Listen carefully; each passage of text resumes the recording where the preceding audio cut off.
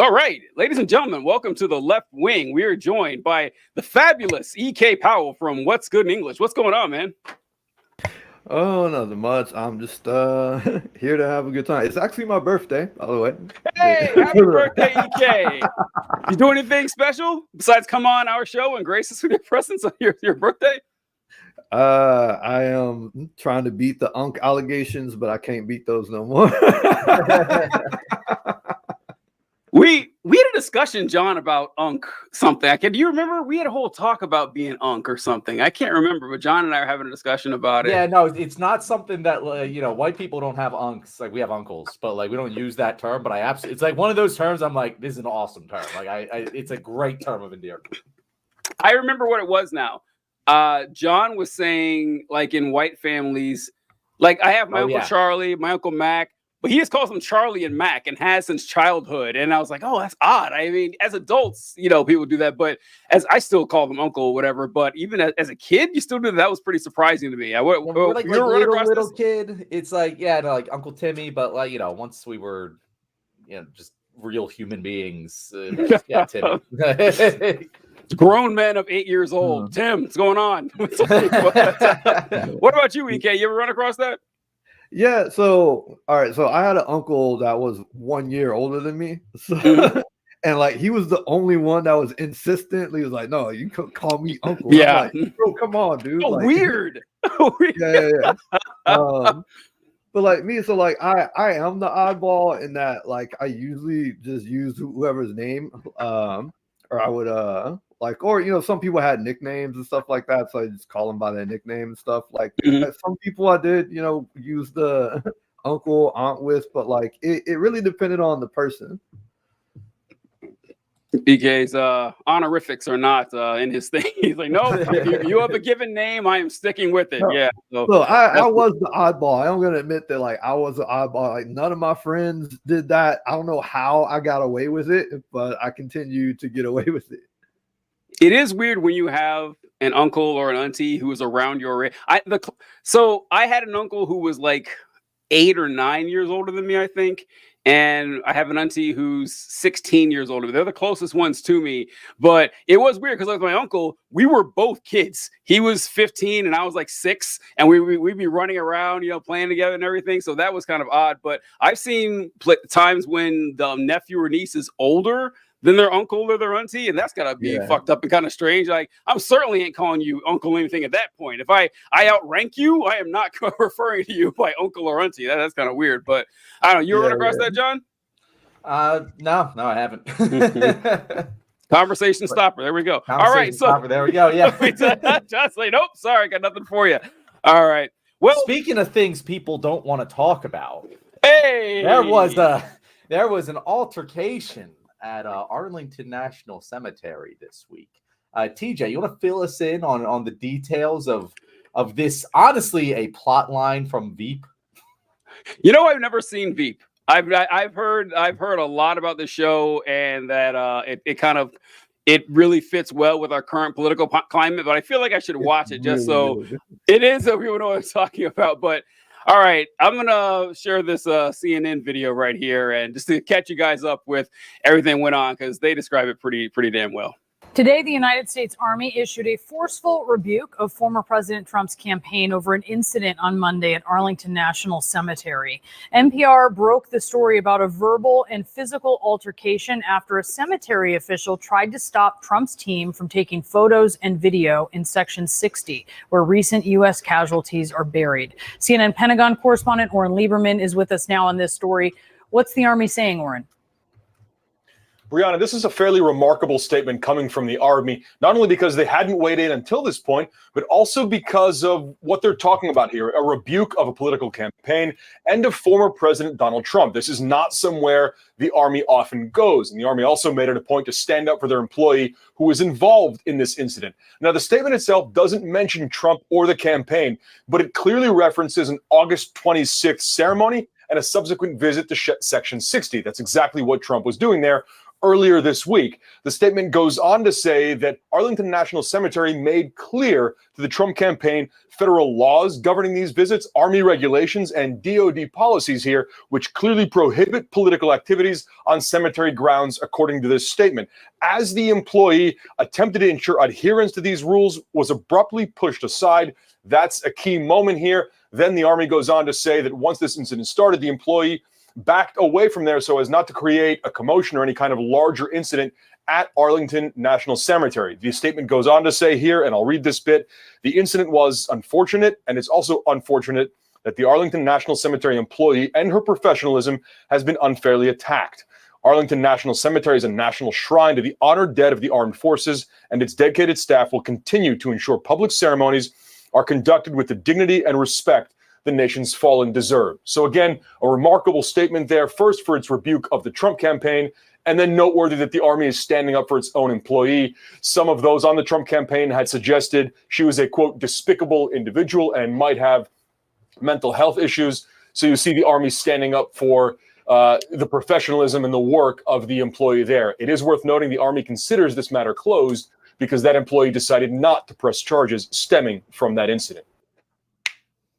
All right. First thing I want to point out here is you never expect this from the Trump campaign. You always expect a lot more class and refinement from Donald Trump and his organization.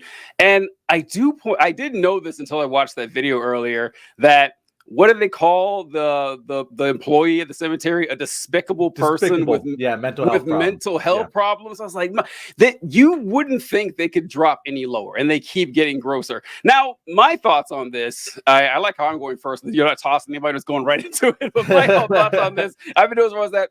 Listen, seeing that picture of Donald Trump, I should have got a red show here with Donald Trump standing behind the grave of a dead Marine with a thumbs up and a giant grin. You guys see that picture and everything? That picture perfectly encapsulates everything about Donald Trump and the Donald Trump campaign. It is undignified, it is rude, it is childish, and it will be absolutely loved by Donald Trump supporters. They will look at that picture and they will beam with pride, not necessarily because they like the idea of someone smiling ear to ear. Oh, you bring it up, John? I was looking for it. So there we go. It's here. Oh, yeah. Oh, you're showing the wrong screen. Hold on, stupid. We've been trying to figure out StreamYard stuff all day. We're gonna get there, folks. We're slowly learning how to be good at this. Just you wait. But this is the picture. Oh my God, fantastic. Just grinning ear to ear, thumbs up right behind the gravestone of a dead Marine is fantastic. And they're not going to love it because they love the concept of someone standing at Arlington with a thumbs up, over the body of a dead service member. They're going to love it because it's going to trigger the libs. The libs are going to hate this. And there's nothing makes Trump supporters happier than triggering the libs. It's what gets them out of bed, because the entire movement is built on spite and performative sociopathy, and that's the only thing that they care about. It's this like malevolent nihilism that's infected tens of millions of people, that something that would have just been completely off the pale for literally anybody else in office, and literally anybody else, fills them with pride, and they couldn't be happier. And I don't know, we kind of deserve it. It's kind of shitty as a nation here. So what are your thoughts, John? What do you think when you ran across this? So my thoughts on this are very similar to the Stormy Daniels case, where, what he did. Well, okay, we'll get to the escalated conflict here, but it's like what he did was wrong, but I don't really fucking care. Like if when I saw that picture at first, I was like, that's pretty funny. That what an idiot. Trump did a dumb. Like, do I care? Like, do I have any opinion that Trump might actually respect our troops? No. He's made it very clear. Right. Like we've known from I prefer my troops to not get taken prisoner. Ever since that comment, we know where Trump stands with respecting the troops. And it honestly blows my mind that any Republicans even try and defend it anymore. Like, every time there's any rumor about it, I'm going to believe the rumor because I know what he has said in person verifiably. it's not surprising to me. Do I think it has any electoral consequences? No. But No. it's funny that once that picture came out, it was like, in the news for a day, whatever, cool, whatever. It doesn't matter. And then the next day, it escalates. Oh, actually, his staffers assaulted one of the cemetery workers. And it's like, if there's a place you want to assault people, it's not at Arlington National Cemetery. Oh, what? They also called her despicable and said she had mental health problems? Wow. This is just going from bad to worse. And actually, it turns out they might have violated federal law. Oh, there's no might about it. There's you're definitely right. did.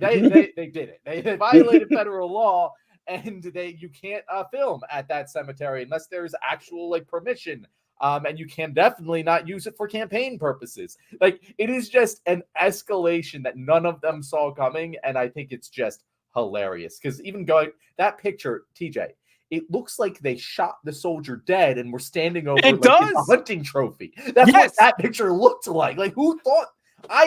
Do you know that they did it like, oh, fuck the libs? Like, I think Trump was just like, hey, guys, No, thumbs up, and everyone just thumbs up and didn't Yes. like think about the optics.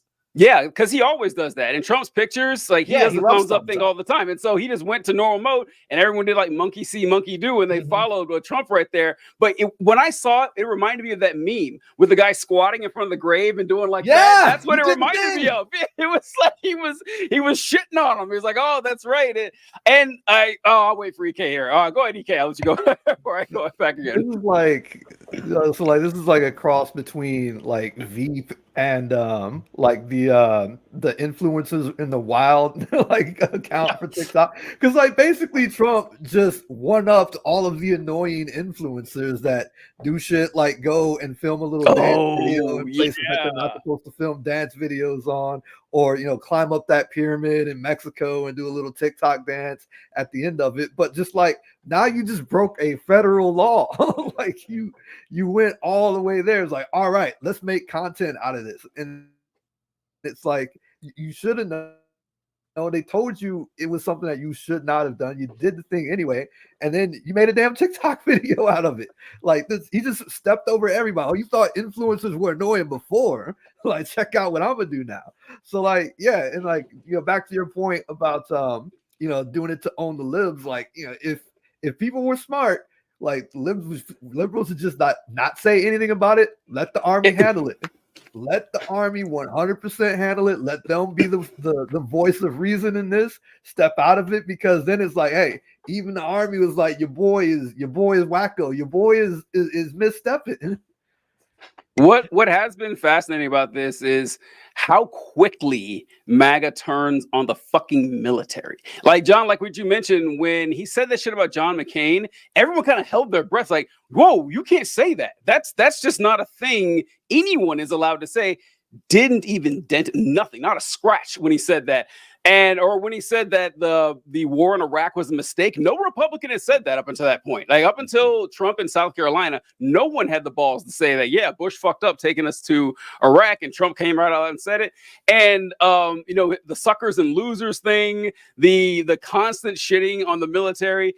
And so it's funny to me, like we were saying before, that people getting really upset and mad about it, because let's be real, folks. Like, dead soldiers are used as props all the time, like all the time. Sure, they're not like for official political ads. Maybe not. That's like something you can't do. Some soldiers are better dead than alive for these purposes. Oh, exactly. Yeah, exactly. Look at Pat fucking Tillman, and all that. And so it's just that, yeah. So you can use their actual memories in political campaigns. You can tell their stories. You can use their imagery and iconography, but it is a bridge too far to go to the actual cemetery. I guess you need rules somewhere. And so, but I do like the fact that the fucking army itself came out and said, yeah, we didn't allow this, and this isn't cool. And listen, this is like, outside of the cynicism of it and everything, well, I want to address like Trump and Republican cynicism on this, because it's always really annoyed me that they focus on the 13 Marines who died from like a suicide bombing when they were evacuating from Afghanistan. And they've made this like their cause celeb. They're saying that, Joe Biden is so irresponsible that he had people die in a war zone. How can you believe it? And they've been focusing on this. And it's something like 65 troops died while Trump was president. I don't see them bitching about that, in Afghanistan. No one seems to care. It's only the 13 because they want to use it as a political prop.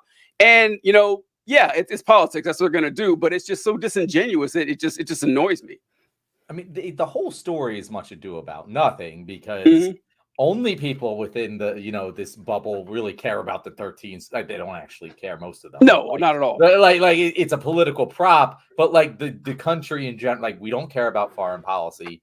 Nope. And we definitely don't care about foreign policy from 4 fucking years ago. Like no normie person who's going out and voting gives a shit. They don't even know what you're talking about. No. So like, and you want to have a substantive conversation with me about some of the failings of our withdrawal from Afghanistan. Cool, I'll do that. But you better fucking admit that Trump is not fucking being respectful to these people here. Like that's just not what happened. I've had like Republicans in my comments saying, "Oh, well, the family invited him." It's like one of the families invited him. There were 12 other families that may or may not have invited him. And there's a whole fucking cemetery full of dead people back there that definitely didn't invite him. And he did not have permission to film or take photography. And he especially didn't have permission to use it in his campaign. And honestly, going to a cemetery for a photo op for a campaign is disrespectful in anything other than like you're trying to become the fucking groundskeeper of the cemetery.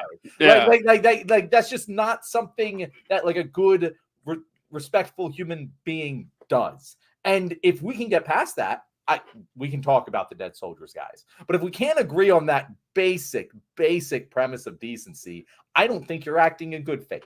Because there's no way you would stand behind this if Joe Biden or Kamala Harris or any Democrat did it. There's no fucking way. And I don't even care about this. I personally do not care. But it's just another marker of his character. That's what makes this so great for Trump, because the lion's share of people who would genuinely care about the photo op at Arlington and the disrespecting of the troops would be Republicans who are voting for Trump anyway. Yeah. And so like he already has them. Like the people that supposedly care about this shit, seeing like it's political nihilism. They don't care that Trump, violates all the norms over and over again.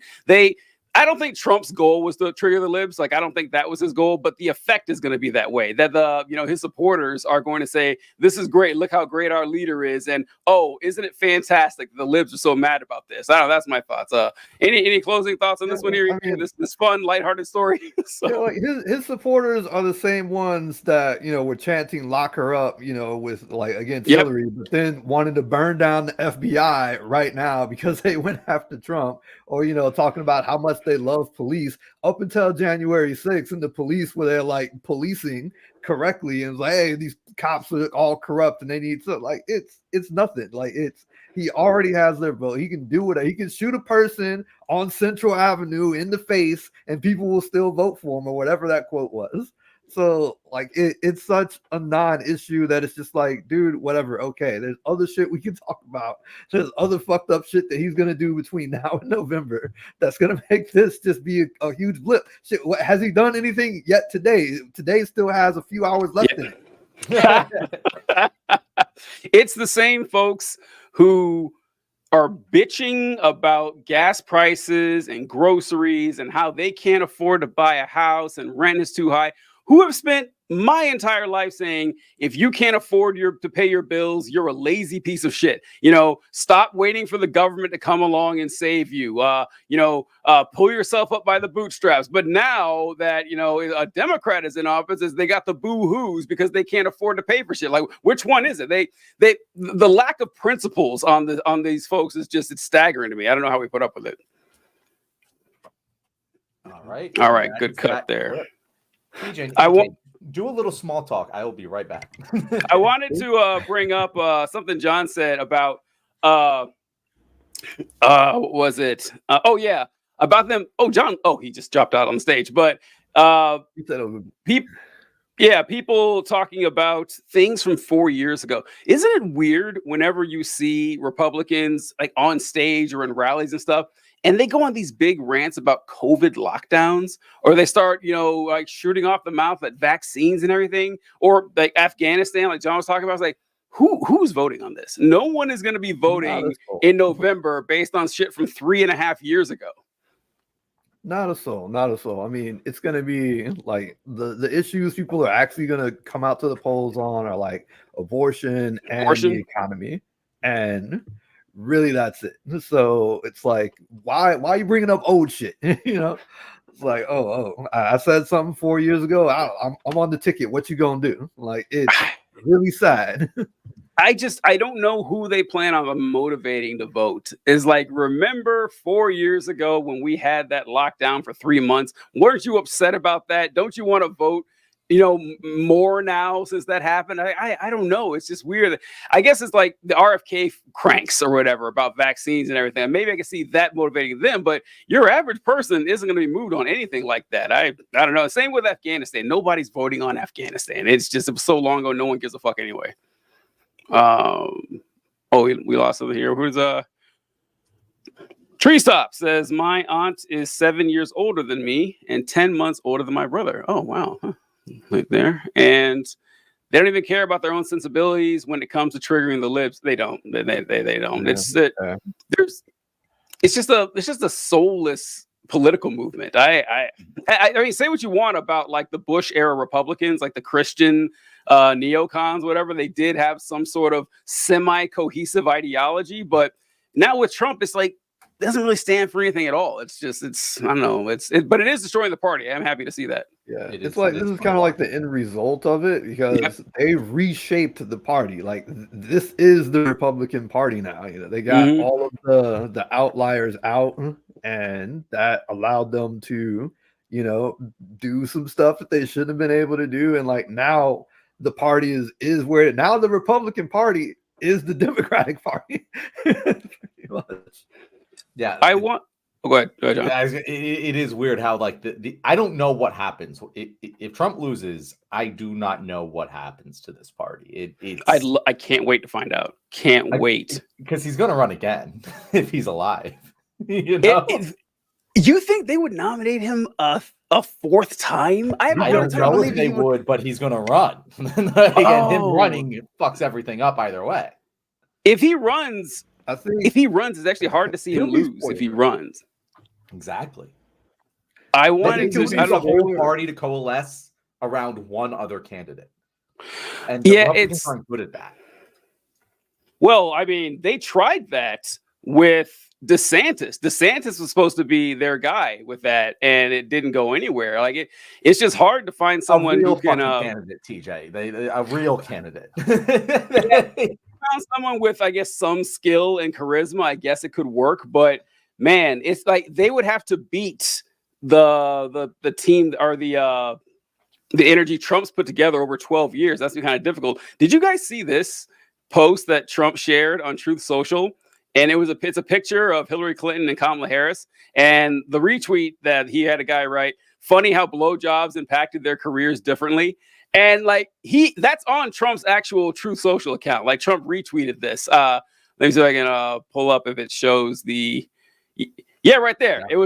It was shared by Donald J. Trump. And so look, I see. Listen, it's just that there's just nothing left anymore, because it's strange that like they know their weakest point, or one of their weakest points, is suburban women. It always has been, and Trump's always going out of his way to say that he's going after the suburban women vote. And what he always uses, he uses two lines of attack. He says suburban women should vote for me because I'll keep poor people out of the suburbs. I'll make sure, he comes right out and says it, that low-income housing won't be in the suburbs. So you're going to be safe from the dirty minorities. And also keep you safe from minorities by stopping illegal immigration so you don't get raped. That's his entire pitch to suburban women. And it's not working, obviously. And then he goes out and retweets this shit about how, Kamala Harris sucked her way to the top. I think they've kind of just given up on getting women voters. I think that they realize that ship has sailed and that they're going to just go all in on misogyny. But even to me, that seemed like a little on the nose, even for someone as awful as Donald Trump, TJ, what really pisses me off is because the reaction to that, you're triggered, you live, this is funny. It's like, first of all, that's not funny. Not funny. But like genuinely, it's not that great of a joke. I get why you think it's funny, but I've seen humor like that. I've enjoyed humor like that. That is not the highest echelon of that kind of locker room humor. I like participating in locker room humor. If you look at like me and my buddies, I was at a friend of mine's funeral the other day, and I turned to my buddy and I was like, so I kind of regret not placing money on him in the Deadpool. Yeah, And we laughed our asses off. That is dark fucking humor, but it works because we're all in on the joke. We all get it. We're not kicking down. And we're certainly, even if we're making just dark humor for the sake of dark humor, we're certainly not doing it to the audience who we are being dark about. And we are not running for office against this person and making an accusation that they blew their way to the top. That context changes how the joke lands. And when Donald Trump does that, it just comes across terribly. And they don't seem to understand that part. They're just like, you don't get it. And it's like, no, we get it. We just get it better than you do, apparently. Yeah. Like you don't want the president like doing the Reddit memes and the 4chan memes and stuff like that. It's like, dude, like, yeah, you probably saw this shit. You probably laughed at it, but like, you don't share it. You know what I'm saying? You don't repost it, retruth it, whatever the hell that shit. Like it's like, that's not, I hate saying it, but like, that's not presidential. I what I'm know, saying? Like, right? Yeah, it's like- I hate going down that well too, because respectability politics is usually bullshit. It's usually absurd. There was this, I don't know if you saw this, EK, but John and I talked about it. There was this instance in the House when Marjorie Taylor Greene was interviewing a witness, or whatever they call it in the House. So she was talking to someone who was testifying, and she called him a liar. He said something, and she said, "No, sir, you're a liar."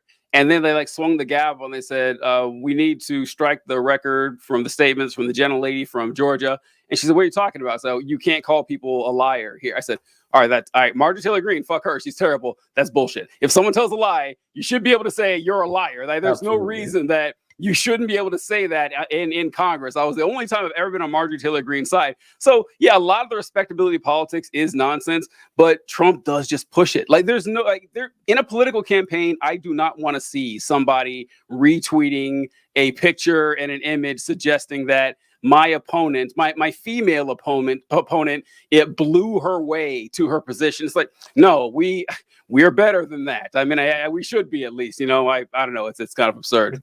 The weird thing too, if there was any like stories like this was like a bugaboo in her past, like there was even credible rumors to her having done this before she campaigned for president, at least you're like making fun of something that's real. This is just made up allegations. Like, you're just making this up because she's a woman. It's literally the only reason you are finding this funny is because she is female. That's what's so fucking dumb about the joke. That's why the joke doesn't work. I just noticed something here. We have comments from Damian H, who says Trump never disrespected any troops. Oh, we take everything back, guys. Damian corrected us. So forget everything we said that past 20 minutes or so. And he also mentioned, I think we got bigger issues than he meant that. I think we got bigger issues than that to whine about, like the Dems wanting full amnesty for illegals and how they want to raise a nation of sexually confused bigots. Their woke supremacy is dead in 2024. Yeah, we do have bigger issues to complain about. We should all be like Damien instead and make comments on random videos. He's really doing the Lord's work. That's the big issues Damien is I like Steve Stops clap back. Trump's existence is disrespectful to the troops, which is hard to argue against. Let's keep up the great work, Damien. Billionaires, they appreciate your service, just so you know. Let's move on to our next topic here, TJ. So we have two topics about France this week, and we didn't do this on purpose, but France just happened to have interesting things to talk about twice. So we're going to get to the chaos ensuing after the French elections. But first, I want to talk about what's going on with Telegram. And Telegram, for anyone who doesn't know, is kind of like WhatsApp. It's a messaging app, very popular globally, somewhat popular here in the States. But France arrested the CEO of Telegram, Pavel Durov. I'm going to guess that's how you pronounce his name. Which is kind of big. You don't often see massive tech CEOs getting arrested. And they arrested him with charges that include complicity in managing an online platform to enable illegal transactions, complicity in crimes such as enabling the distribution of child sexual abuse materials, drug trafficking and fraud, and a refusal to cooperate with law enforcement. Now, I wanted to talk about this today because it's really a gray area for me. I don't really know which side of this I fully fall down upon because I need more details of the case to come out. But essentially what we have here is Telegram is a messaging service that fully encrypts end to end. And we've had cases like this in the United States with like Apple being one of them, where the government's trying to get into an iPhone of some, suspected criminal, and Apple didn't want to, crack into someone else's personal property and get access to their data for law enforcement. I mean, this is, on one hand, you don't want to have, giant platforms that enable the sharing of, things that I don't want to talk about on YouTube for fear of getting banned. But on the other hand, you also don't want the government to be able to force people into giving up private information like that.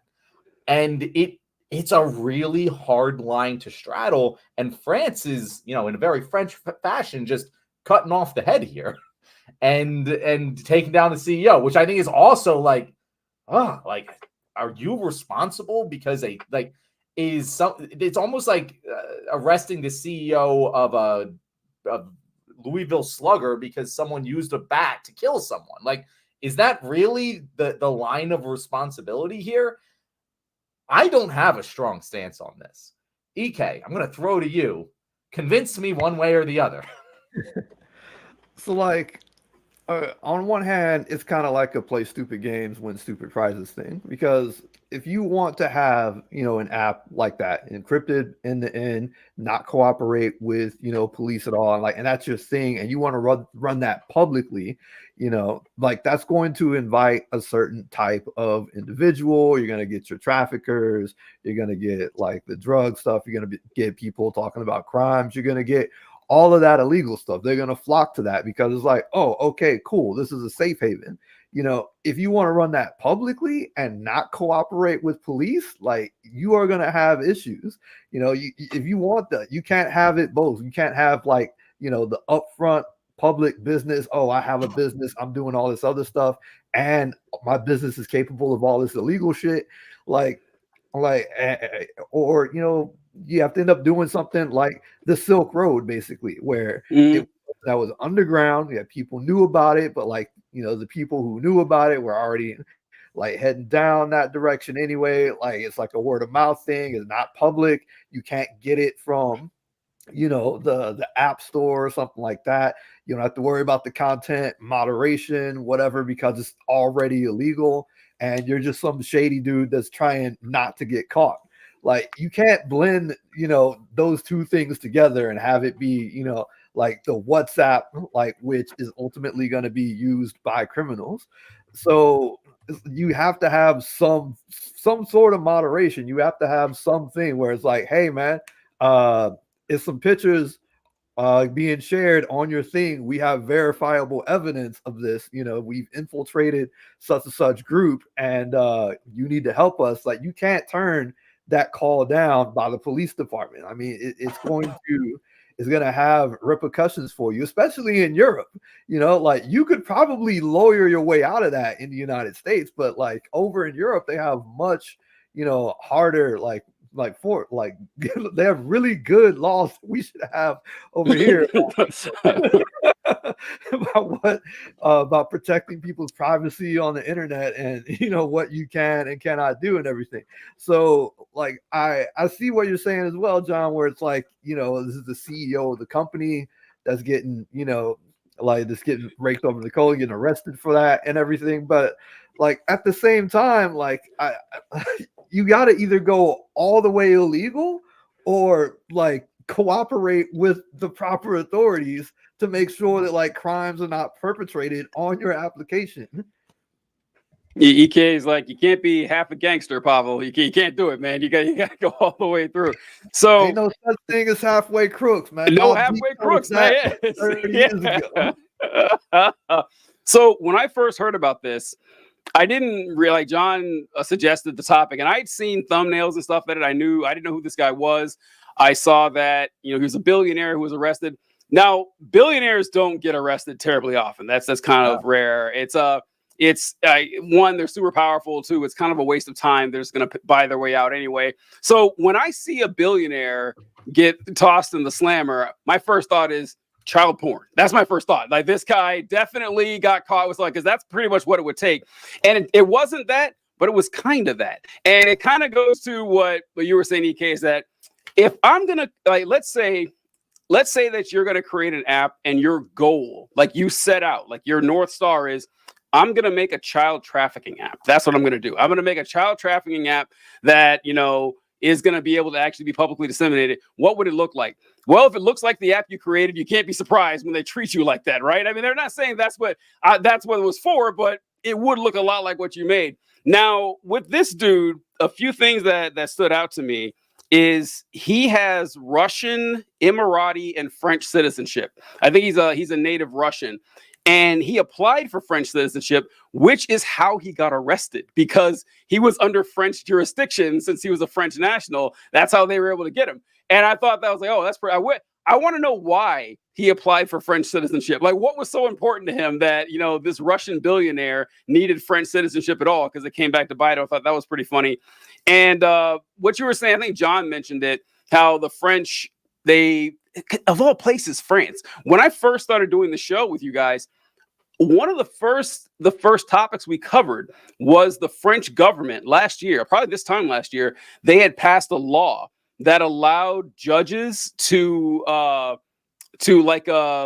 access your camera phone and your laptop phone, your phone camera and your laptop camera and devices like that. And they said, well, we will only use this in proper times, where they could force you to share that over. So France doesn't fuck around with the shit. If you're not going to cooperate with the authorities, they will force you to do so. I don't know how far this is going to go, but it must be pretty bad for them to work the PR hit that it would take and the money to go after this guy. Whether it's justified or not, I don't know. I don't know enough about the details, but they must have something on. What do you think, John? So it's I want to kind of give the counter argument here that the reason that this guy, the CEO, is not in Russia anymore is because he had another app before Telegram. That the reason he fled Russia is because in 2014, Russia was trying to get him to give them data on Ukrainian users. Okay. That's clearly he shouldn't have done that. He did the right thing. He fled Russia. He didn't give Putin the data on the Ukrainian users. I go to bat for him for that. Philosophically, this ain't no different. It's I'm not going to give data unfettered access to the government. Now, there is a situation in which I go, hey, if the government says this guy gives me evidence that this guy probably is, sharing explicit materials with children, yeah, I would be like, yeah, no, government, please have this. Please go get that guy.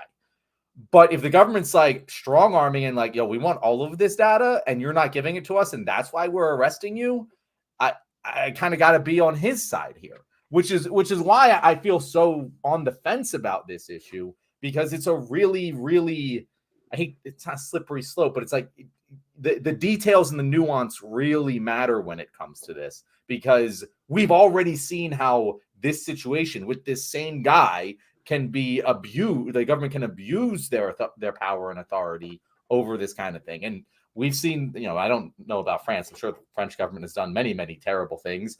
But in America, we've seen the government abuse their powers of search and seizure and all of this in many cases in which they've used that power to railroad, very, resistant, whatever it might be. So I don't think a hard and fast line can be drawn on this case. You kind of have to be a halfway gangster, because I don't know which side's the gangster here, EK. It's a developing story, and I think because what TJ said, it rarely happens that a billionaire is arrested, and it is a shot across the bow in what is becoming a very complicated online ecosystem between EU laws, American laws, and how this is going to play out on an international stage. This is going to be a developing story over the next decade, like not this specifically, but it's going to be part of it. And I don't know how it's going to play out. And I don't even know how I think it should play out.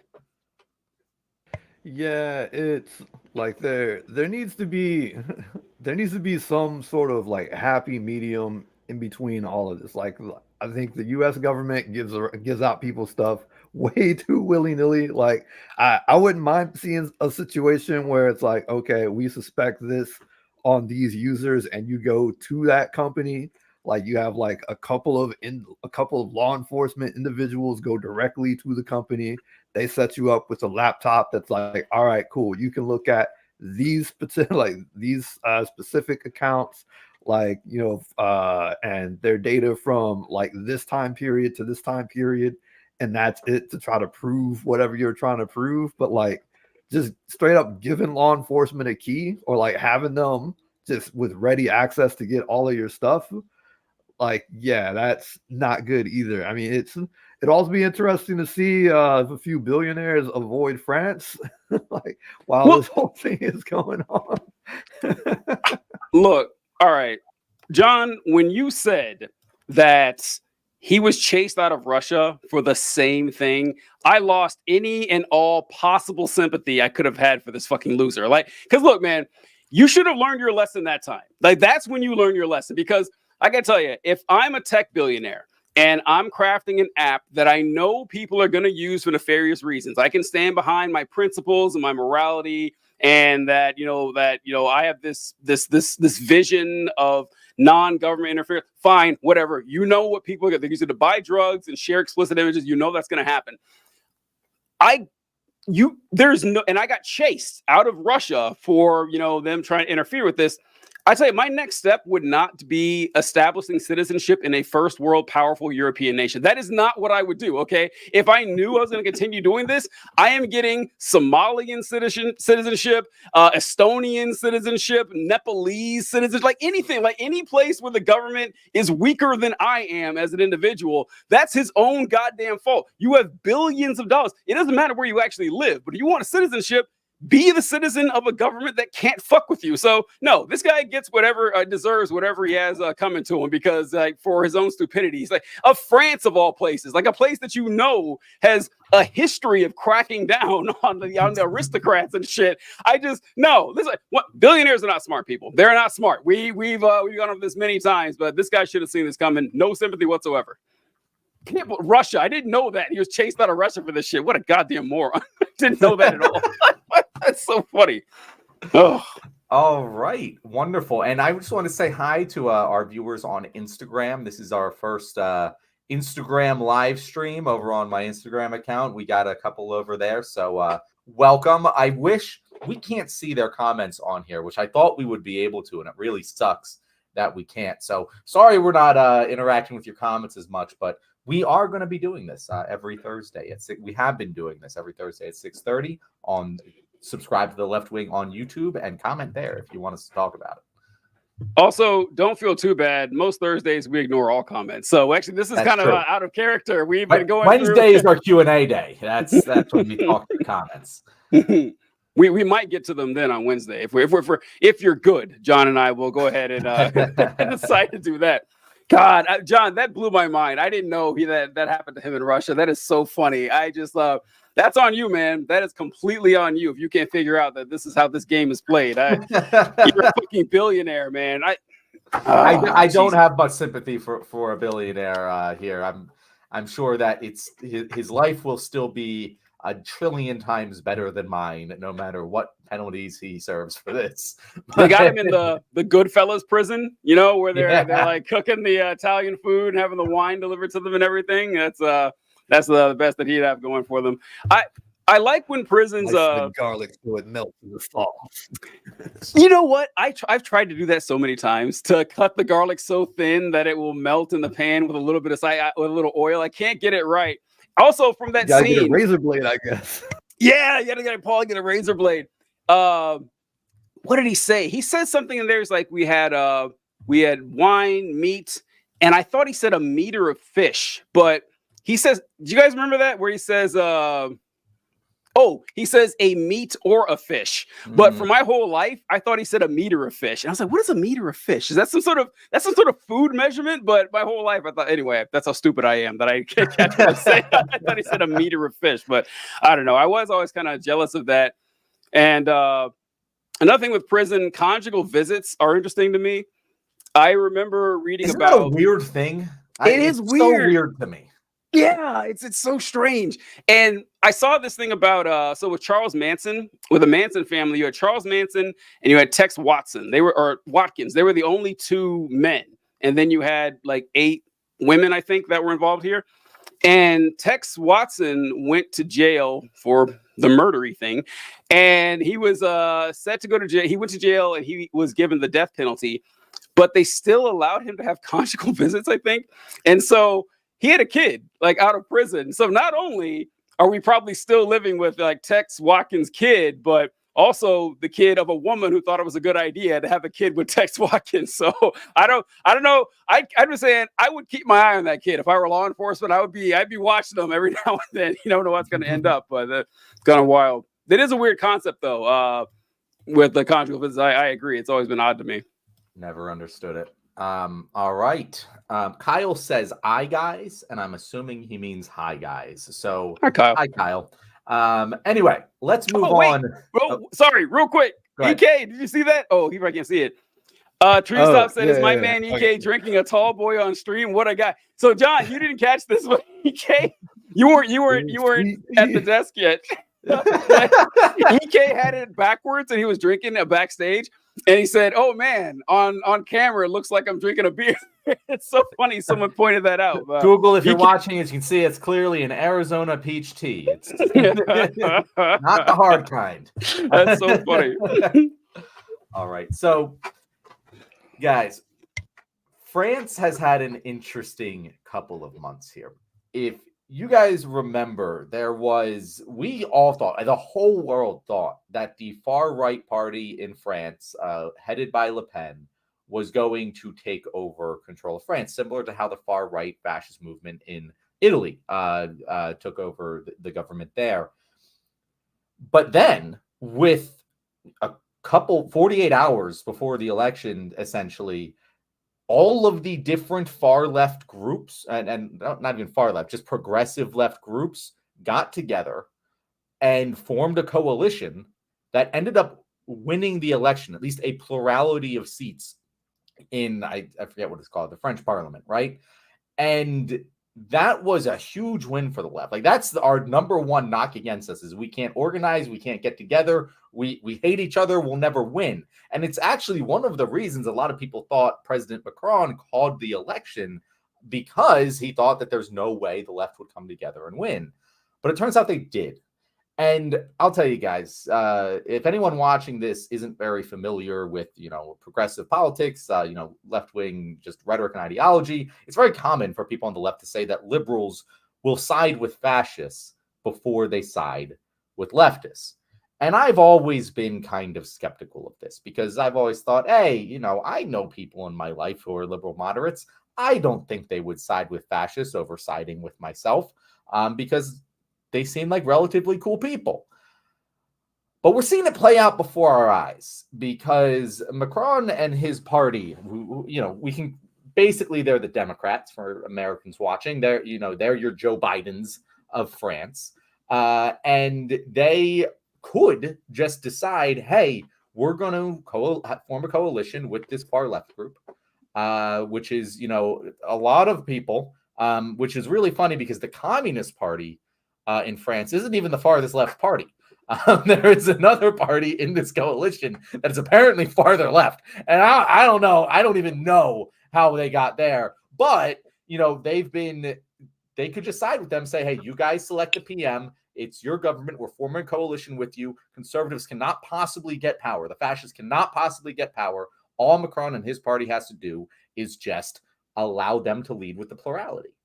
But they're not doing that. Macron is refusing to form a coalition government and select a new PM, and he's just remaining president of France, even though they had an election and decided that they didn't want his party in control anymore.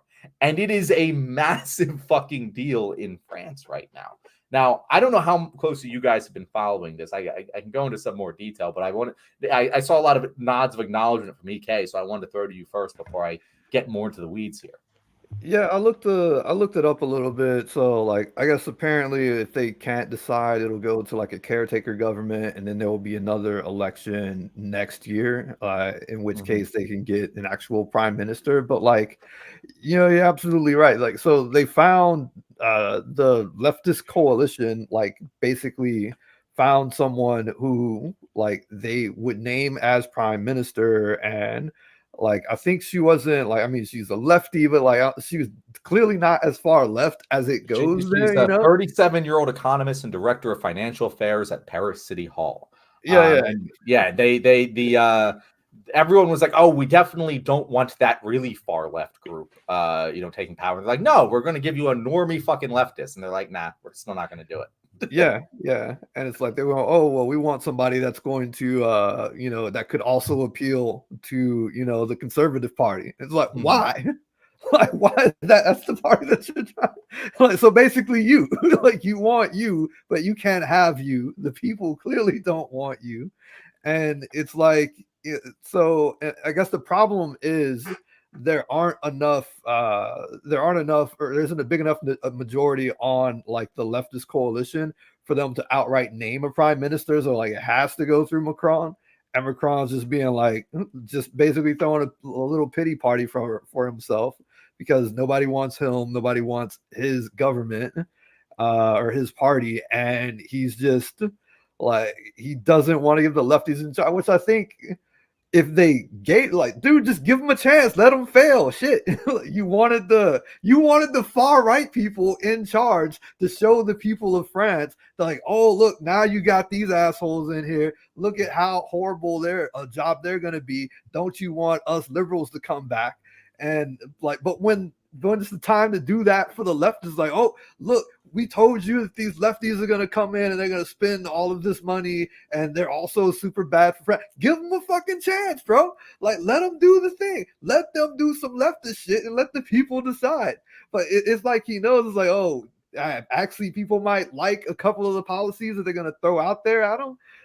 And we like, and us, liberal, neoliberal, like whoever the hell people like might not actually have a chance if they get to implement any of these policies. Kind of like what I was saying last time I was on here, where if you give people a benefit, it's really hard to take that benefit away from them once they're actually using it and everything. I think he's more afraid of the leftists being in charge and actually doing some sort of like lefty shit than he is of the far right being in charge and them doing their like far right shit, because like he knows that there will probably be a revolt if the far right is in charge, but there might not be enough people on his side come next election. It's really funny. The excuse that he gave was that there would be a vote of no confidence if the far left group, which by the way is called the National Popular Front, the NFP, if they came to power, he said such a government would immediately have a majority of more than three. I'm sorry. I completely lost what the quote was. My bad, guys. But essentially, he said that like there would be a vote of no confidence and would collapse the government. It's like, well, you decide that. Like if you don't vote for a vote of no confidence and join them, there is no vote of no confidence. You obviously win a massive majority. It's your decision to do that. You can't just say, "Oh yeah, well if they take control, I'm going to fuck everything up, and that's their fault." Like what a fucking dick. DJ, what were your thoughts on this? All right, guys, I hate to disappoint you here, but I had only heard a little bit about this over the last few days, and John suggested this topic. I knew nothing about it. I read about it this morning, and I realized how woefully like unknowledgeable I am about parliamentary politics. Oh yeah, and specifically French parliamentary politics or the parliamentary system. Like I knew it was different than ours, and that they had like a series of pluralities. They had some stupid thing called the prime minister that they had to elect, and I didn't know how all that worked. And I couldn't follow it. I was reading and trying to figure out what was going on. It wasn't clicking for me. So then I watched the video. I watched like a 10-minute video on this entire thing, and I was just more confused. I was just more lost, just listening more. It was, you guys ever see that video where about like the retro encabulator, when that guy's describing like this nonsense machine, and he's all like, for the French Parliament, for me, it's like the French Parliament is constructed of 6 hydrocoptic marsal veins and so fitted to the ambifacient lunar wane shaft that side fumbling was negated. Like that's what it sounded like to me. I had no clue what was going on, but I did find out that the vote of no confidence is called a censure. So their censure means something over there. It's actually kind of important. But yeah, so just help me out here. Like, all right, can he just not do anything? Can he just literally wait and like not have anything happen and not give anyone the prime ministership? Are you allowed to do that? Kind of. So the National Popular Front is going to try and impeach him. Because like, yeah, he can. It's like he can just stall this out, and as EK said, that there would be another election. But yeah, it's weird because you don't vote directly for your head of state in parliamentary systems, which is odd. I've seen arguments for and against that. I just think it's weird. Like you should be able to vote for the person that's in charge of everything. But in the parliamentary systems, the party essentially puts someone in place. Whatever party's in control, they're like, hey, this is the guy that we're going to put in place. And then you vote for the party, and then the seats of Congress decide who the president's going to be, essentially. And yeah, he can just stall this out until there is another election, which he kind of is the one who would call a special election for this. So that's why the National Popular Front is, voting to impeach him now. If anyone came here for detailed analysis and discussion of the French parliamentary system, please go to somewhere else. Because I've done some research on this, but I'm not a French person. I don't know the intricacies of how this works. You should not be getting that sort of information from me. But what I wanted to discuss here more broadly is, we have seen, and France, I think, is a hotbed. I think France is leading Western nations when it comes to the political upheaval we're going to see over the next decade or so here. And I've said this on the show before, when there were the riots going on in France and the massive protests over lowering the retirement age. Mm-hmm. And essentially that was led by Macron. Macron was the one, and he's, for anyone trying to compare this to American politics, he's the Democrats, right? Mm-hmm. He's the Joe Bidens. And those are ostensibly supposed to be for the people, right? But he was like, yeah, we need to raise the retirement age because demographic shift, we're going to have too many old people, not enough young people, and we won't be able to take care of them. And, the leftist answer to that is, well, the far right answer to that is, well, just fuck the old people. They should die. And then the leftist answer to that is, well, maybe we should just like tax the rich people more so that we can take care of everyone. And then the moderate liberal response to that is, well, let's just raise the retirement age. And that's often the dumbest fucking answer because it makes nobody happy. Pisses everyone off and doesn't actually solve the problem. It just kicks the can down the road. And so that is what started all of this. And this is going to start happening in every fucking Western country. Yep. With maybe the exception of America. We are actually the best suited to handle this demographic change because of our ability to import immigrants. Now, that's a whole other fucking conversation, but we are generally well set up in that regard. But a lot of these other countries that have a mono language, don't have massive communities of immigrant population set up for people to just come and move to and live where they don't have to learn a language right away, whatever it might be. A lot of other countries don't have this, and you're going to start seeing this. You're going to have far left movements popping up and far right movements popping up. And I think what we're going to see here is the centrists being just pushed out. I imagine that this is going to end very badly for Macron, but he doesn't know what else to do. Like that, there is no winning solution for him other than joining the leftists or joining the fascists. And that's the problem that I'm very excited to see how this plays out because the left people have the numbers and they could actually win this shit. And it's very interesting to see what happens. EK, what are your thoughts? Yeah, it'll be interesting next year to see how it plays out when the elections hit. Because like I don't think like Macron's done. Period. I mean, like there's no way you come back after like France rioting over you proposing to raise the minimum wage. I think like so it's so you have a ton like the far right is growing pretty much everywhere. Like the only reason the lefties got in charge of England was because they had the conservatives in power for so long and the people were just like, dude, what the fuck? Like we can't no more. We got to do something else. But the far right is still growing in France. So there's still a chance it doesn't play out like the way as a win for the lefties. I think it like the left really has to like play it. They really have to play it strategically, and they really have to. I don't know, like maybe possibly float a few policies out there that sound good to people. It's like, oh, hey, this is what we would do. This is what I think our next steps would be. I am so wholly unqualified to talk about the French politics and everything like, but I like it could be a win, but like it's in flux. It's definitely in flux, and it's in flux in which a way that the left could come out of this like with a major victory and try to do some real change in France. We'll see what happens. Yeah. So with what you're saying, John, about how Macron's going to have to decide to go with the leftist or the fascist.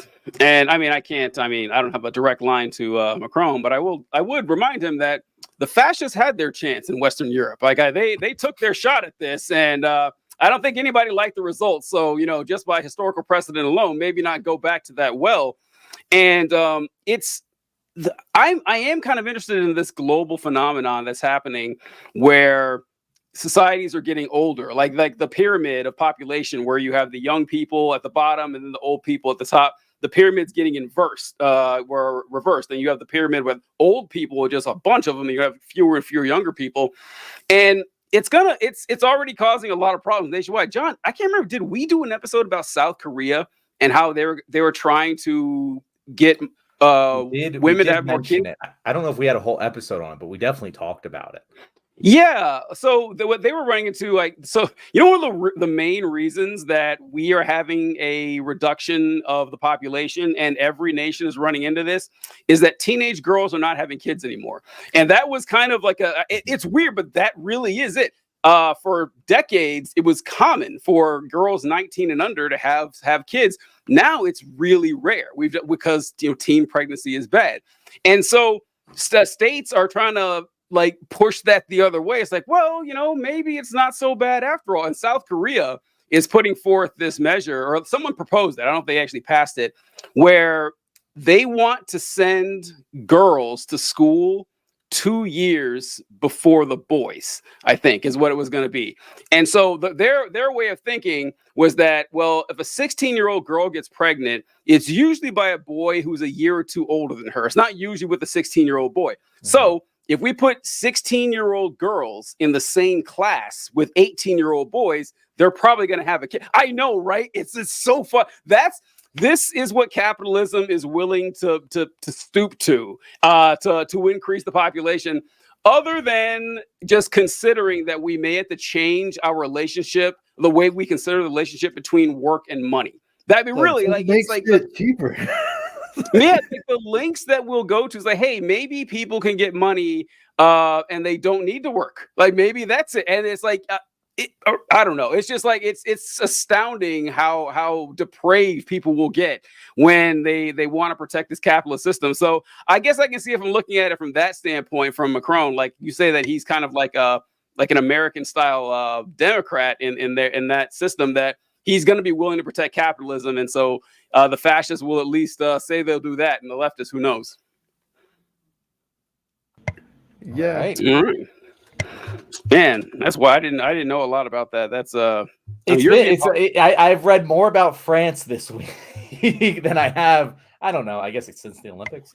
But France is hot this year, guys.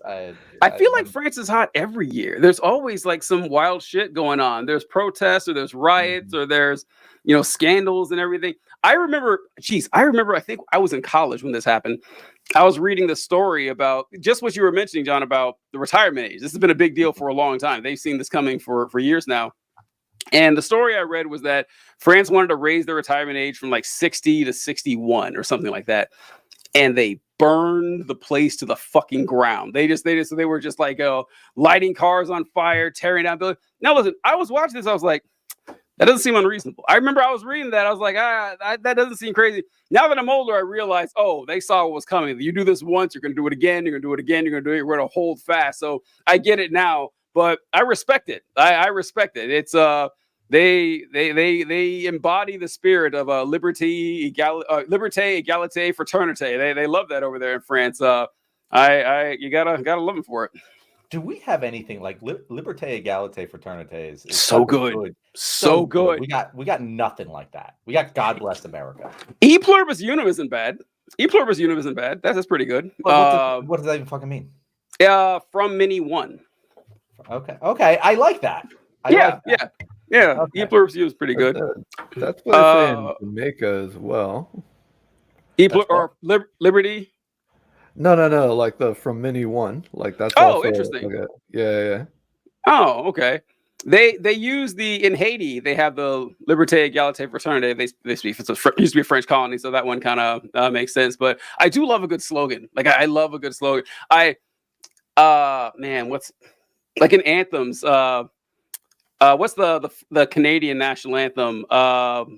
Canada? Yeah, that's a good anthem. I like it. I like how that anthem sounds. Yeah. It sounds pretty good. I hate to say it, God Bless America is a good song. That's a good song. Like I really, I hate the Star Spangled Banner so God much. Bless America to the Star Spangled Banner. In Philly, one of the best things about Philly is that we do occasionally play God Bless America instead of the Star Spangled Banner, and it's always a banger.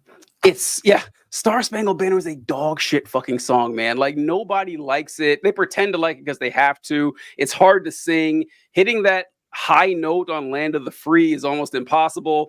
I would replace it with God Bless America. I don't like, having God in the national anthem, but I would trade that out for the goddamn Star Spangled Banner any day of the week.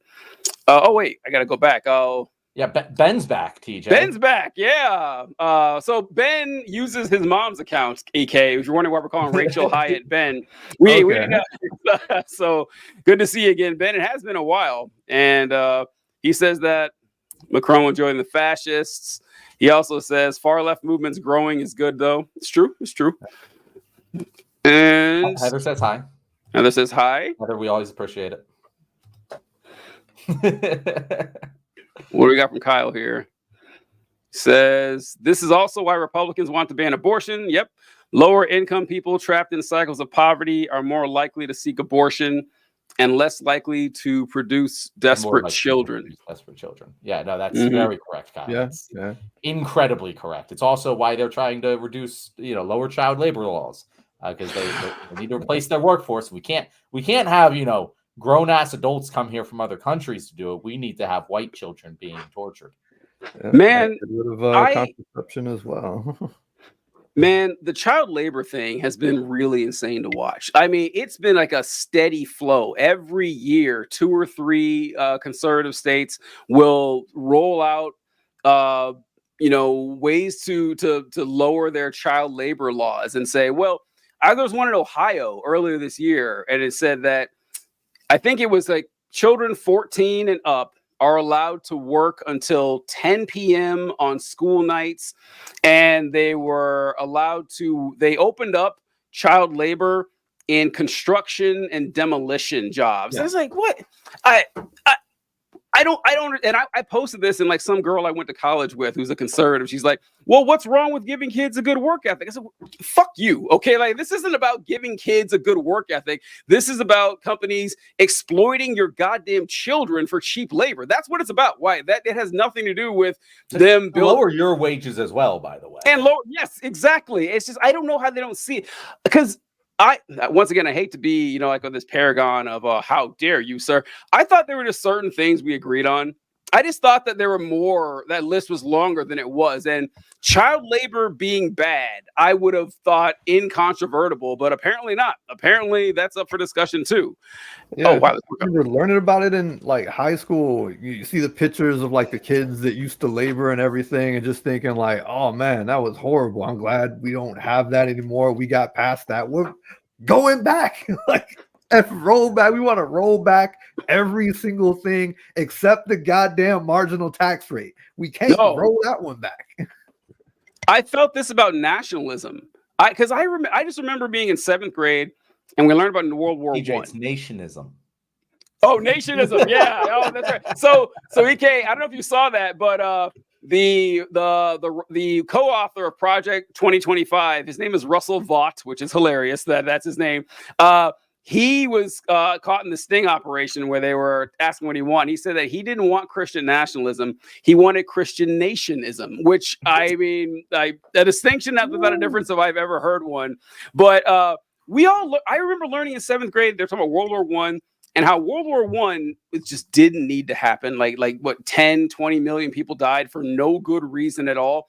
And they said that it really came down to nationalism. Like people had these nationalistic views and they had their allies and they all went together and they said, well, we have to go to war because the nation said it's a good thing. We have pride. And like some nations had just formed, like Italy had just formed in, I think, 1871. And so did Germany in 1870 or something like that. So these people felt a lot of like ethnic and national pride, and the damage that led to, I thought we all learned this in school. I know everyone was taught this. If I learned it, so did everybody else. But now, like, your conservatives love the idea of nationalism. They talk about it like it's a great thing, and I don't get how that happened over time.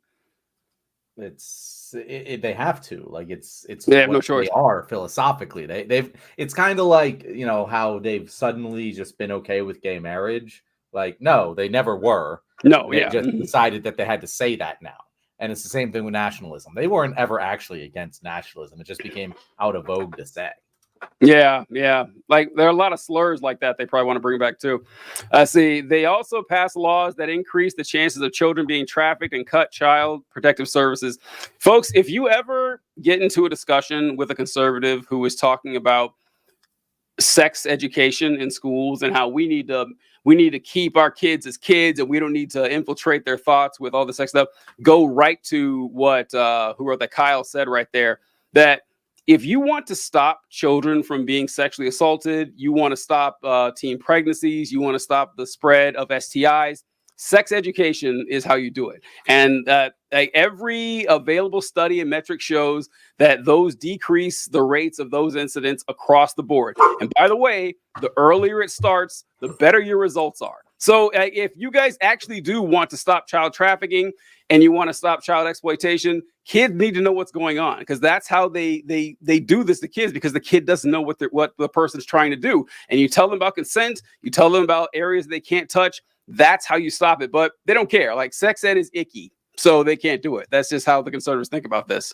Yeah, that's what they do in like the Netherlands. When I was in Amsterdam back in like 2019, we had this tour guide that like taught us a lot about the city, and like he explained the sex education program, and he was like, yeah, like from the moment the kids get into school, they have sex education classes. And he's like, you know, they learn, you know, about like, okay, this is your body, this is my body, like these are like zones, whatever, that like I should tell somebody if somebody touches some of these zones, or like this is what a good touch is, this is what a not good touch is. You know, if you feel a certain way about something, then it's not good, and like to tell somebody. And you know, they have a huge program of like throughout all the sex education stuff. They have a very low abortion rate, like not because abortions are illegal, it's because people are properly educated and make educated decisions when it comes to like having sex. They have a low teen pregnancy rate because, again, the kids are educated, like, and like when you're educated about stuff, you make better decisions about like what you do. It's just so frustrating, man. I just like this isn't like up for debate. It's not. This is just true, and it doesn't matter to them. I don't know. Oh, hold on. Let's go. Lost track of the comments here. What do we have? They 100% want immigrants coming into the country. They just want them to be too scared to do anything about it. That's why they want to restrict legal immigration and destroy other countries. 100% right there. We're going back in time, unfortunately. We are. We're turning back the clock. We're turning back the clock. It's kind of like, when you go to a sporting event and they have turn back the clock days and they have the cool uniforms and everything. They don't turn everything back the clock. They don't like desegregate or resegregate the teams and shit like that.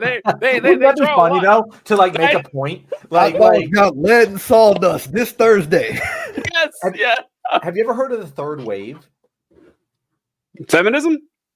No. So there is like this like crazy real story where like there was this social studies teacher who was teaching about World War II and fascism and the Nazis, and like his students basically didn't believe him that like so many people would join the Nazis, and so he created this social experiment where it was like it started with just like certain students like they got a secret wave, and the students and whatever they like wore something on their shirt or whatever like to be part of this club, and like then he started telling them to like basically not like bully but like exclude the other kids that weren't part of this group, and it became a school-wide phenomenon outside of even like his class. Yeah. And it was like it's an insane story. I highly suggest people look it up, but like he just like proved how fucking ingrained in us this in-group out-group mentality is and how that can be used to cause harm to people. Look, I haven't heard that. I'll look into that. But I figured this shit out on my own very early in school. And you know how I figured it out? You know, in school when you're at the end of the lesson and the teacher has 8 minutes of free time, and so they decide to do like a quiz, like a game, and they say, okay, team 1, team 2, team 1, team 2. They switch you up. I'm like, fuck those team 1 bastards. They are the worst people I've ever. My 3 best friends could be on team 1. I want team 1 to go to hell because that's just how it is. Like immediately, like you were on that team, people you have nothing in common with other than the fact that you have a common enemy. And it is easy. It's real easy to do. And I was like, oh yeah, I can definitely see how that happens. That always fascinated me, the loyalty I had to this random group of people because I was assigned. I didn't even pick them. I was just assigned to them, and I'm automatically loyal to them. So yeah, I definitely believe that. And Kyle's got a lot of comments here. Oh wait, we were from Ben here. Vought like the evil company and the boys. I know. Yeah, that's exactly why it's so funny that his name is Russell Vought. Is this real? Like, I'm sorry to like go metaphysical, but are we living in reality here? The fact that guy's name was Russell Vought seemed too on the nose to me. I felt like I was in like a weird video game when I saw that shit. Cocaine is popular among the upper class in America and is not criminalized as other drugs that funds gangs in Latin America, creating desperate children forced into slavery. True. I wish they didn't push these stupid abstinence and school shit. Yep. I'm glad you got there from abstinence. I was like, abstinence in school? Yeah. No, I do think there should be something in school about absences. Like that. Oh, Ben saw Third Wave. Yeah, there's a movie about it. Yeah. Word Echo quotes. That's a cool name. It's so unfortunate that it's easier to use social issues discussed to divide when wealth gaps are worse. Social issues are always more divisive when people are looking for someone to blame. That's the capitalist textbook right there. I mean, it's been it for a long time. All right.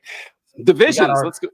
We got our we got a comment from Mark here. Oh boy, what do we got? He says, hey, sorry I've not been supporting the channel. Hope you guys are well. I'm sorry Kamala can't handle an interview on her own. Maybe you guys can offer to stand with her next time. Mark, I will gladly stand with Kamala for an interview. That'd actually be wonderful for my career. But that is going on like right now, isn't it? I thought it was pre-recorded. Yeah, so it's pre-recorded. Yeah, I don't know when it's airing. But yeah, I heard it's only 18 minutes too. I kind of disappointed on. Like, I'm not gonna lie. Like, I was like, 18 minutes. Yeah, really. Like, that's it. Yeah, like, I saw like one line from it when they asked her, "What do you think about Donald Trump questioning your racial identity?" And I think she said, I read it. They didn't release the video, but her quote was, "Same old tired playbook. Next question, please." And I was like, that's an interesting answer. I kind of like it because you're dismissing it, but it's kind of feeding the bait for the Trump supporters. Like, she didn't answer. What is she hiding? Like, like feed their conspiratorial mindset. It's pretty good. All right. It's genuinely like they're just following the playbook for like fighting bullies that you learned in like fucking Saturday morning cartoons. And it's like, yeah, no, it's fucking working. just ignore them. Like they're fucking pissed she ain't doing interviews. All right, I'm try. All right, we're gonna go for our last topic here. Before we say that, I just want to say Mark is right. Kamala does need my help. Reach out, Team Kamala, and I'll happily be your communications director. Team Kamala, by the way, is stationed in Wilmington, Delaware, which just shows you how haphazardly. Which I think kind of like anyone who thinks that this was some sort of grand scheme. No, it wasn't. It was a last ditch effort they threw together, which is why Biden's team is now Kamala's team, and it's still based out of Delaware. So I thought that was funny when I saw that.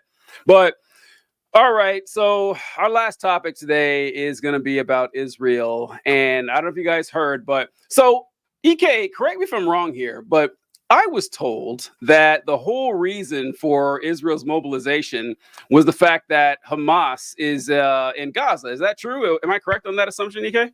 I mean, I definitely heard it. Heard Netanyahu say it enough. Heard U.S. elected officials say that plenty times. Yeah.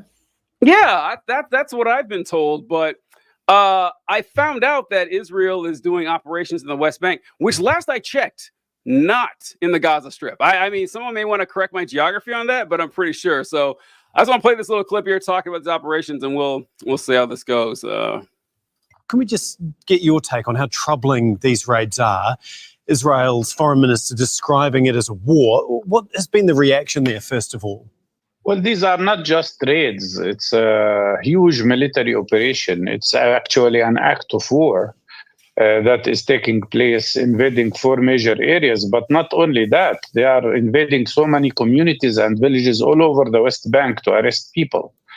The most important thing here for the audience to understand is that the West Bank is an occupied territory by the Israeli army. We've been under Israeli military occupation since 57 years. And what Israel is doing now is conducting a war on occupied people, which is a total violation of any international law that rules how an occupying power should behave.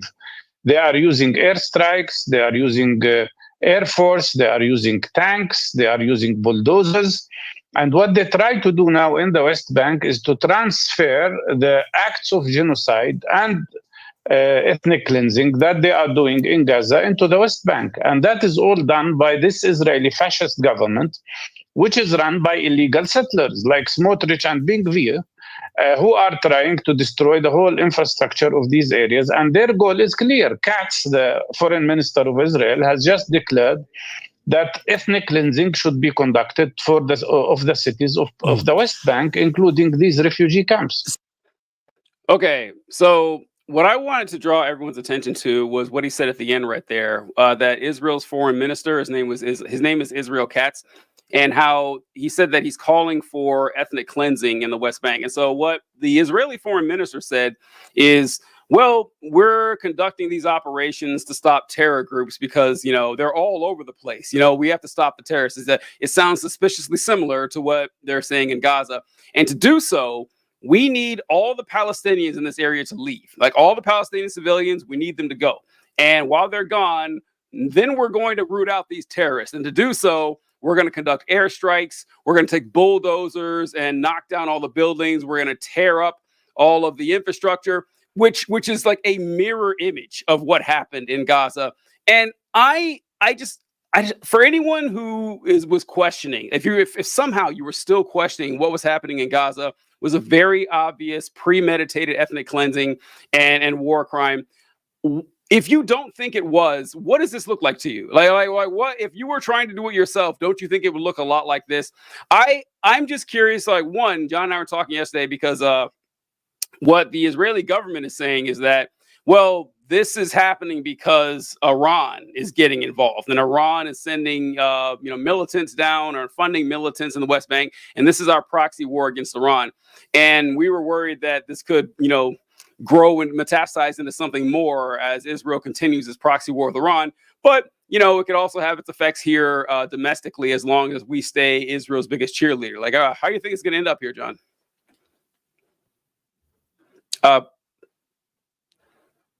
Sorry, I muted myself. No, sorry, wait a earlier, minute. and then I forgot to mute myself. Isn't it weird how all of these terror cells happen to be located in Palestinian territory. Ah. But none of them have infiltrated any neighborhoods in Israel that have needed Wild. to bulldoze and airstruck. Isn't that weird? Because if I don't know, if I was a terrorist group, you know, I'd probably want to infiltrate my cells into the country I'm terrorizing, not the one that country's occupying. Because how's that help me?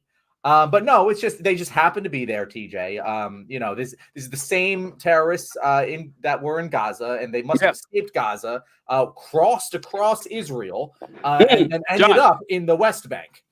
Giant tunnel from they just Gaza. tunneled under Israel, just fucking Shawshank Redemption into the West Bank.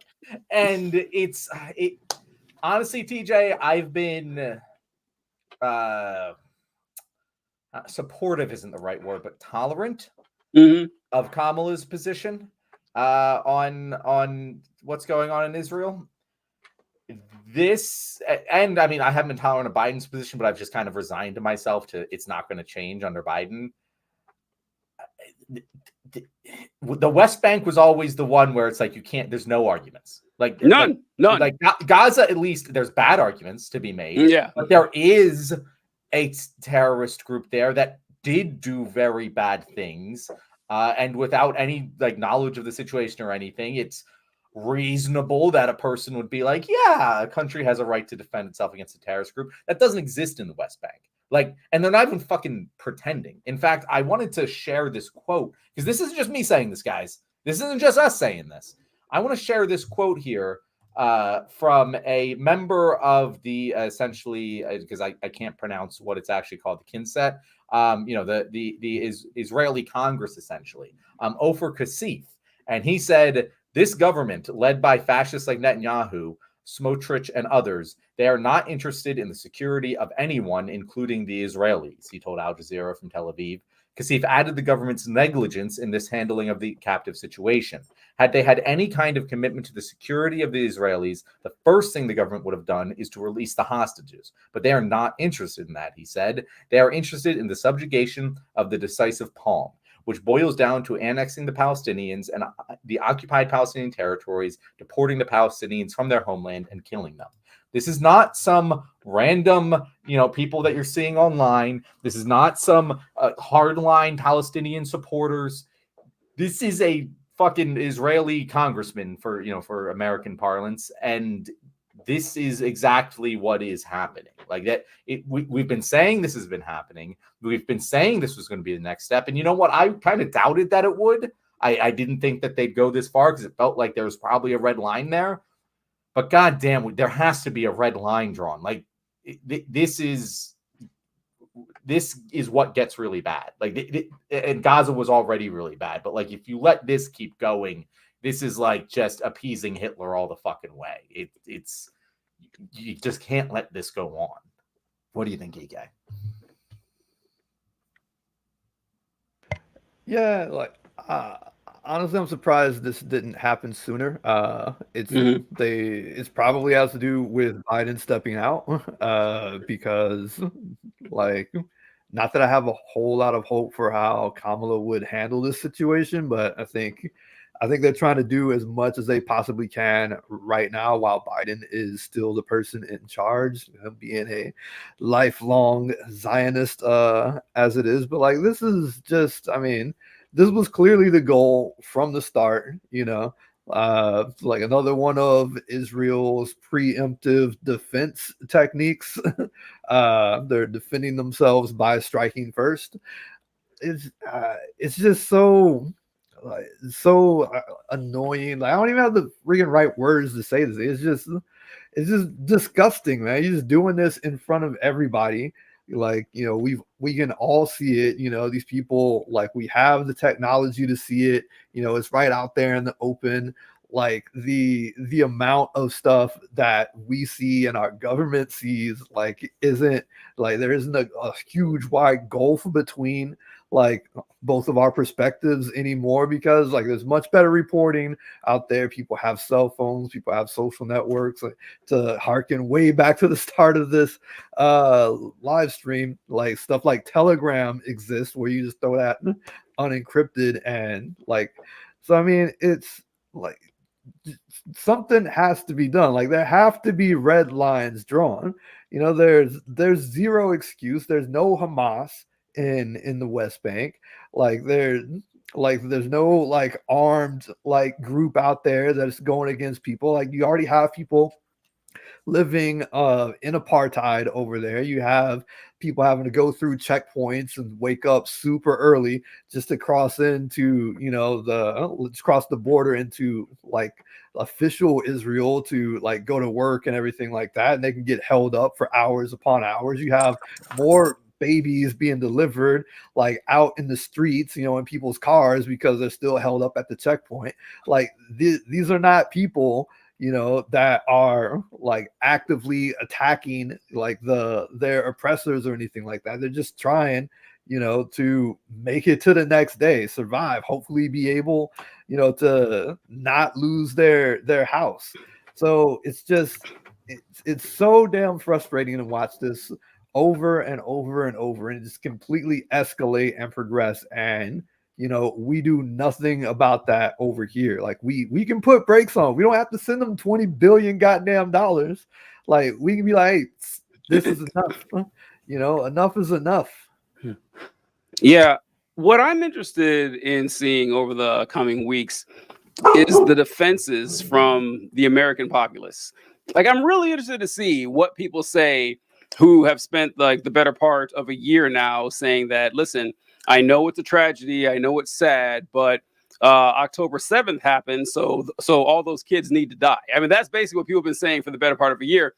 What are they going to say about the West Bank? I've got to know. I've got to know, like, because if they come right out and say, well, when the Israeli government says that there's terror cells in the West Bank and they need to evacuate all these cities and raise these cities to the ground, I believe them without a hint of suspicion.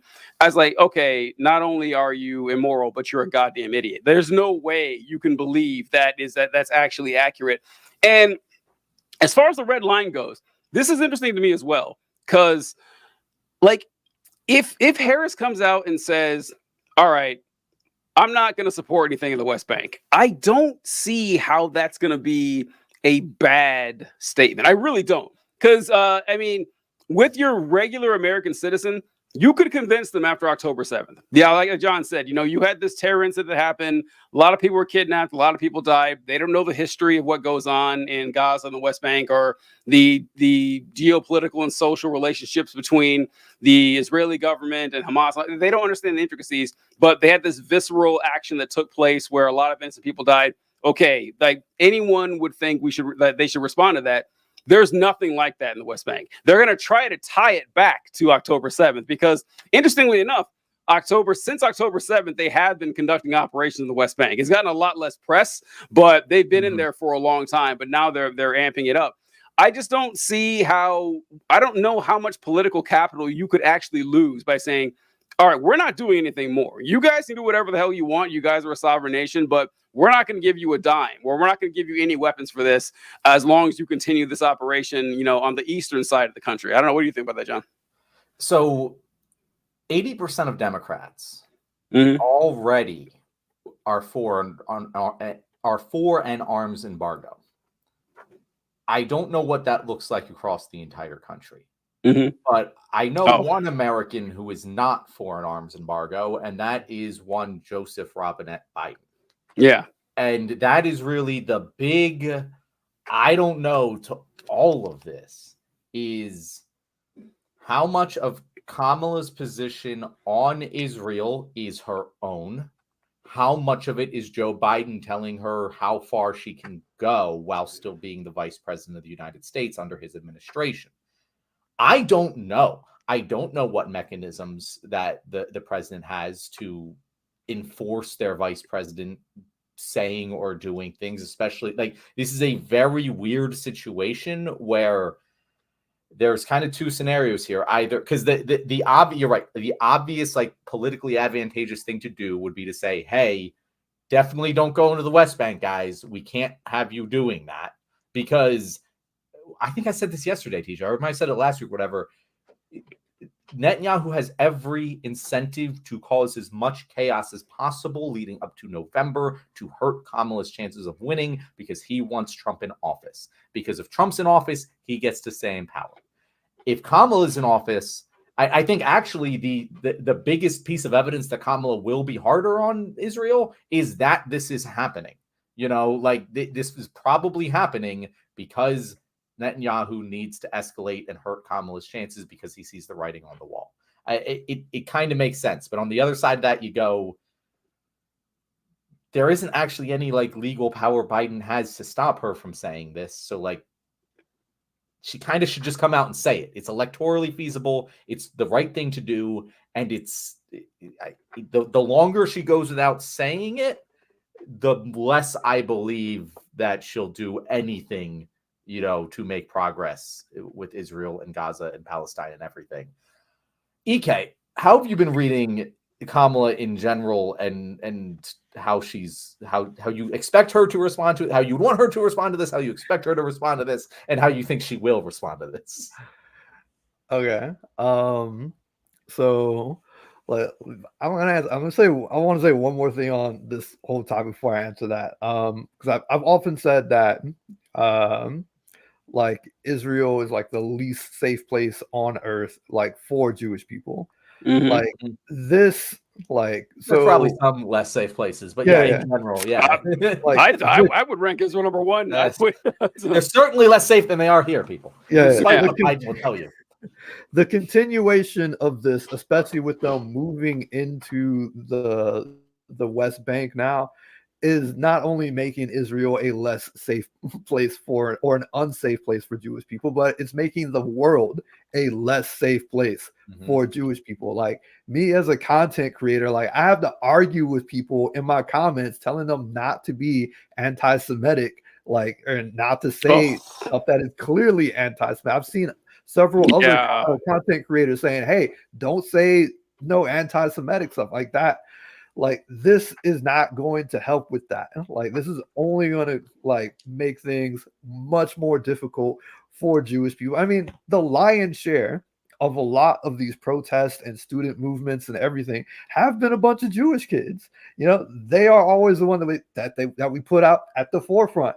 Say, hey, like they get in front of the TV camera and they say, hey, I'm Jewish. I don't want this to happen. Like this is not going to help any of that. So like as far as what I feel about how Kamala Harris and like what she like, I'll tell you, like I had some hope. I allowed myself to feel a bit of hope, you know, all the way up until the last day of the DNC when they didn't allow a Palestinian speaker. Like we even got to see the speech that the woman was going to forget what her name is, the woman from Georgia. We got to see what she was going to say. It wasn't, you know, inciting anything. She was trying to back Kamala. Those votes are for Kamala. The people are protesting so hard at the Harris Waltz rallies because they want to vote for her. They are dying for her to give them something, like to allow them to be okay with voting for her, and she's not doing it. You know, and hearing her say in that speech, no, like Israel has the right to defend itself, and I'm going to make sure they have everything they need. It's like it's not sending the message that it needs to send. Like all of the hope I had, like, was just completely let out of me with that, and the whole we have the most lethal like military or whatever she said. It's like, who are we beefing with right now like that? Who is beefing with us right now? Like, who wants this smoke? Like, you see what our weapons can do. Like, I don't think anybody is trying to call down this level of smoke. Like, even China is not trying to call down this level of smoke with the whole thing with Taiwan. It's be like, hey, we would appreciate if you didn't. Like, they're sending us random messages, like, cryptically saying, hey, you know, like, we don't want to beef with y'all like that, but, you know, this Taiwan thing, we don't want no smoke though. So like, I don't understand why we are putting all of this shit out there like that. It's so I just look at her and I'm like, what are you? I mean, so one, I think the speech really felt like it was written for Biden, and then somebody just kind of backspaced across the first few paragraphs and then added some anecdotes about like Kamala's upbringing. But like, you got to separate yourself from him, and you got to show like, because the Democratic Party overwhelmingly, even the people that are beefing with folks right now over Palestine and how that should affect your vote, still want a ceasefire. They still want, something to be done, like for this whole Gaza situation. People still tired of seeing, dead bodies on, Instagram or TikTok every day. People still tired of seeing, people's pleas for help and GoFundMe's and stuff like that popping up on everybody's phone and the fake out videos and stuff like that. So people need a resolution. People want something from her, and she's just not giving it to us. Yeah. The speech was kind of a letdown looking at it. There was one part in there where she said something like, we need to make sure we do our best to stop the murder of Israeli citizens by the terrorists in the Hamas terrorists and like the destruction that they're causing. We need to get Hamas, and we also need to help the people suffering in Gaza. It's like, so like a very one, like, spoke about it like there was a natural disaster. Exactly. Yeah. It's like no responsibility. No one's taking action to cause these deaths. It's kind of like the way we report police killings here. Someone died or someone lost their life. But so it seems like they know what side their bread is buttered on. And yeah, I don't know. I really don't know. Because that's a good point that, she still is part of the Biden administration. And there are certain things you can and cannot say when you're part of the administration, but you are running for office yourself, which is separate from your duties as part of the administration.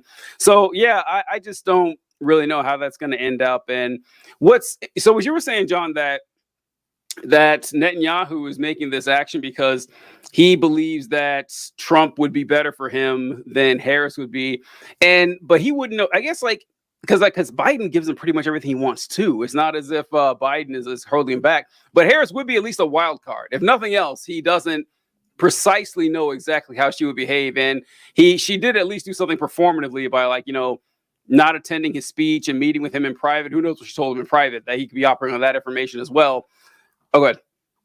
Well, no, continue. Finish your point. So he might be operating on that information as well. So yeah, like I hate that Netanyahu controls so much of our actions as a nation, that we're kind of tied to his whims. And seeing I hadn't seen the statement you shared of people in Israel and the Israeli government talking about how clearly fascist this was. And that's really saying something, because you watch stuff that's said by the Israeli government about, Palestinians in general. It is some awful shit. So I don't know. I'm not holding out a lot of hope that things will be going better. But, I want to point out something real quick that Word of Echo said, that I would be surprised if the average American knows the difference between Gaza and the West Bank. That's true. That's actually a really good point, that if they probably wouldn't know what you're talking about. Like, they've probably heard the terms Gaza and the West Bank, but I wouldn't be surprised if they saw it on a map. Like, West Bank makes you think it's on the western side of Israel when it's actually on the eastern side. Yeah, and so I can see that confused me for a couple of years. Yeah. So for those of you out there wondering what we're talking about, if we had a map here, Israel, like on the southwest corner is where Gaza is. It's this tiny little strip of land that they shoved 2 million people into. And Israel is basically the center of the north and the south. And on the eastern side of the country is a large tract of land called the West Bank. And it's called that because it's the west bank of the Jordan River, which is like the eastern border of Israel. And, John, have it here. Okay, yeah. So the pink area is right there. So the large pink area is the West Bank, and it's west of the Jordan River, not west of Israel. But that's a good point, that people wouldn't even know what you're talking about. I guess if you could burn into the collective consciousness that this is a different occupied territory of Palestinian land that that Israeli settlers have been, clearing out house by house. And now they're clearing out giant blocks in the name of stopping terrorism. And by the way, bulldozing everything to the ground. I think it's a message that could resonate if it was put out, but I guess I wouldn't trust American media to get that correct. So what Word Echo said, that the average American doesn't know the difference between Gaza and the West Bank. I'd wager that that's true. Yeah. But I can tell you for fucking sure, way more Americans know the difference now than they did 10 months ago. Oh yeah. And I said this when this happened back in October.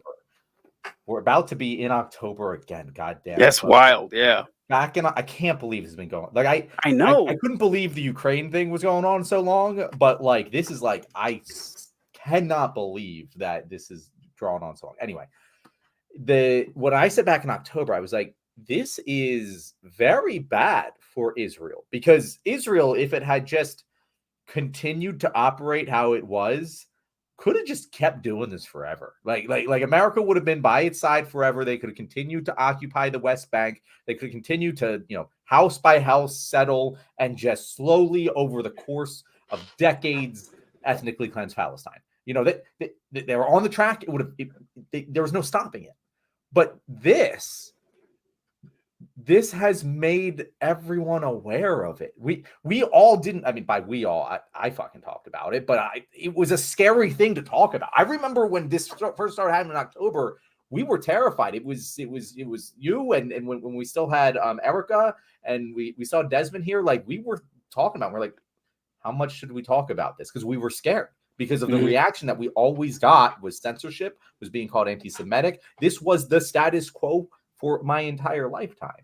And now it's in vogue to talk about. If you're under the age of 30, it's almost expected of you to be pro-Palestinian. It is a very common topic of discussion in America now. And that's the worst thing Israel could have possibly done to itself, because the evidence is undisputable. Like if you, and again, as we said with like Gaza, like, yeah, there's so much fucked up shit there, but at least there's some arguments to be made. There is no arguments to be made for why Israel gets to occupy the West Bank. There is no reasonable argument to be made. And the more people look into that, the more people go, wait a fucking second, what else is fucked up here?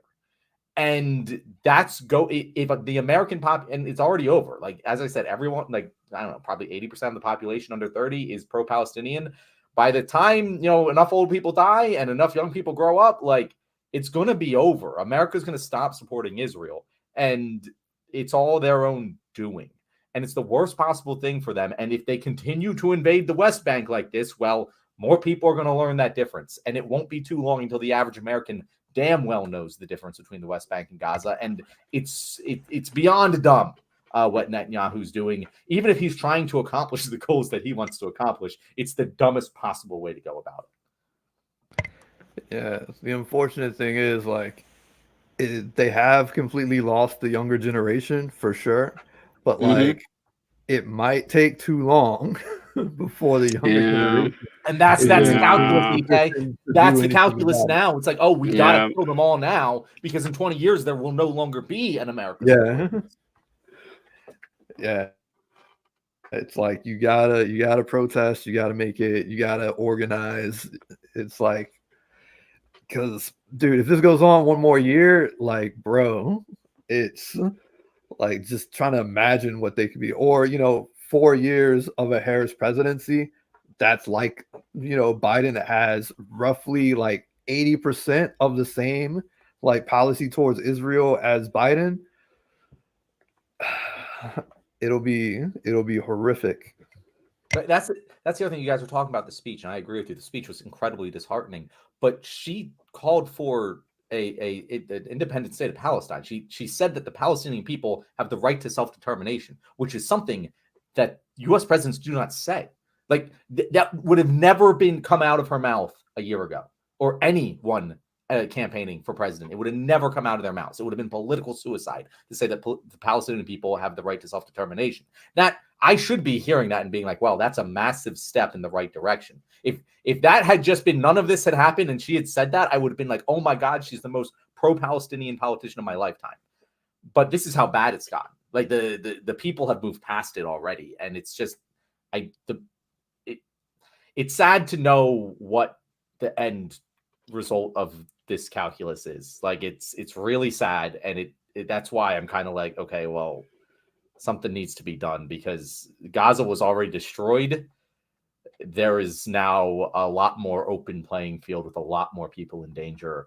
That it will happen if a red line isn't drawn, and it's really, really really scary to think about. All right, good one, good one. All right. I wanted to add real quick, John. You said that there's no good, defense for that they can offer the American people for an invasion into the West Bank. There is one, and that is Israelis good, Palestinians bad. That's the argument. That's it. That is the actual argument that they're going to go with because it's the same one, and people are going to buy. A lot of people are going to buy it. Unfortunately, it's kind of sad. Yeah. All right, what comments do we got here before we wrap it up? Kyle says the Palestinians, the West Bank, are often less militant and often subject to more violence. 100% true. Like the West Bank is just it's just a clear and obvious litmus test of whether you're paying attention or not is what you think about the West Bank. NPR reporters tried to report on the violence happening there. IDF soldiers pointed guns at them and kidnapped their source. Kyle, IDF soldiers assassinated an American journalist. They did. Yep, we didn't do a thing. And then after they assassinated the American journalist, they showed up at her funeral and assaulted her pallbearers. And again, we still didn't do anything. That to me was like, I don't know. Yeah. I mean, that was like, that was the. It was a long time ago. Wasn't it? No, I think it was relative. I think No, that was like less than 5 years. Oh, I thought it was like 8 or 10. Oh, wow. Huh. It's all blended together. Abdu something. Yeah. Shireen Abu Akleh. She died in 2022. Yeah. Oh, wow. That was way longer than that. Man, where's time gone? But yeah. Kyle said John. I mean, they've also killed more journalists in this one conflict than any other conflict. Isn't it weird how that's happened? What a coincidence. All the journalists are Hamas, EK. Didn't you know? They're not even saying it anymore, though. Like, they're not even saying this is not like Muslim terrorists. Like that it's just become that broad. It is. It's just.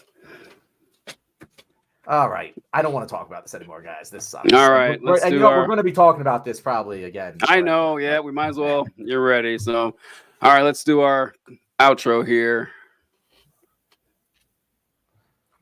Whenever you're ready, John. All right, guys. Thank you so much for making it to the end of this video.